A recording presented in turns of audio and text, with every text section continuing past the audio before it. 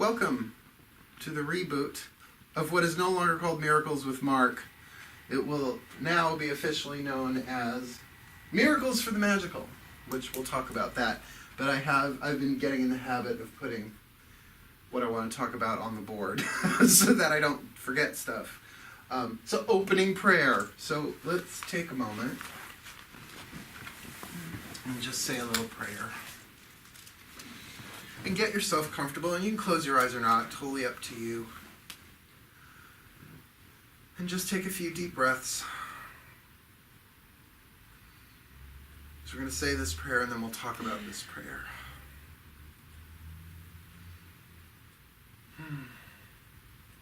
Dear God, we surrender this time spent together to you. May it serve your purposes, for we are here only to be truly helpful. We are here to represent you who sent us, so we don't have to worry about what to say or what to do, because you who sent us are directing us, and we are content to go wherever you wish, knowing that you go along with us, and that we will be healed as you teach us to heal. Please show us what you would have us do, where you would have us go, what you would have us say, and to whom. That by the end of this time, now surrendered to you, is over, we will be more peaceful, clearer, more in alignment with the truth of who we are than we were before. Thank you. Amen. Amen.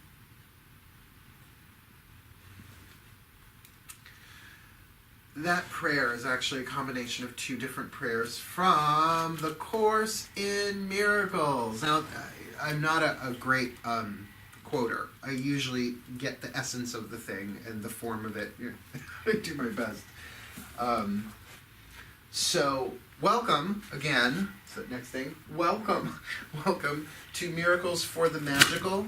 I had been calling this for the past year or so Miracles with Mark, and it was good, but then I dropped it for a while, and I brought it back, and it didn't work. So I'm like, okay, you guys want, and they're like, you really need to teach this stuff. Why do I really need to teach this stuff? Because the Course in Miracles has been around since the 70s.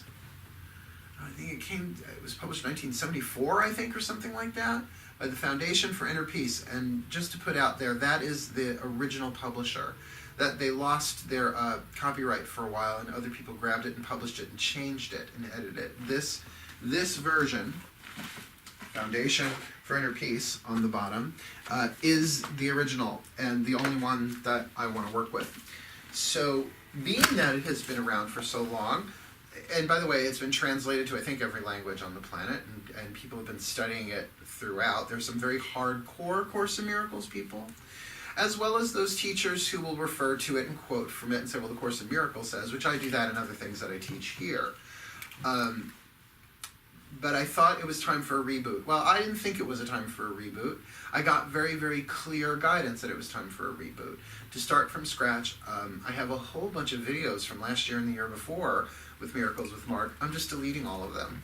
It's like, okay, that was 2016, 2017, delete, start fresh, because I'm at a different place with the Course in Miracles, considering what these past 3 years have been like in my own personal life. I've relied heavily on the Course in Miracles, and therefore I've learned more than when I made those previous recordings.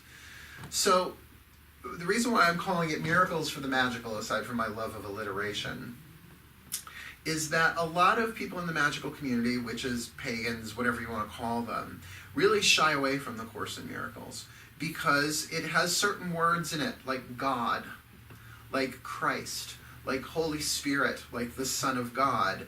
And if you were raised in a Catholic tradition, or sorry, I should say a Christian tradition, a Christian family, and you broke away from that because maybe there was some abuse there or it just wasn't for you, whatever, then those words are like buzzwords that trigger stuff in you.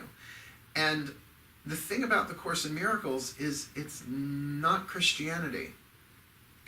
The Vatican wants nothing to do with it, which is a little bit of a turn-on for me, if I can be completely honest.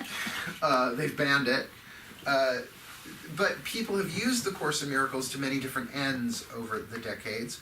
So I really feel like as a witch, being that a witch is somebody who really seeks to accumulate wisdom, to take knowledge and experience and create wisdom in their lives, to live wisely and well, it's something that I consider to be my spiritual spine. Now, we all have spines, right? Is there anybody here? Just checking. Everybody has a spine. But, you know, you're not just the spine, right? You have a nervous system, you have circulatory system, respiratory system, muscles, all that stuff. But at the core of who I am, my spiritual practice boils down to what's called pure non-dualism. Pure non-dualism essentially means, and this is what the Course in Miracles teaches, is that only God is real and nothing else is. That this world is not real. This is a dream we're having. This is a hallucination. And the only way out of the dream is through the miracle of forgiveness. So anything that I see in this world, just like a dream, you know, like you get one of those dream dictionaries, like, oh, I dreamt a red rose chased me down the street. Right? Look that up. And it tells you what's going on in your mind. Well, then this world is a projection of our unhealed mind. Therefore, we can either see it as a prison, which it often feels like, or as a schoolroom. And the Course in Miracles to me What's the difference? The difference? A schoolroom you can graduate from, a prison you can't.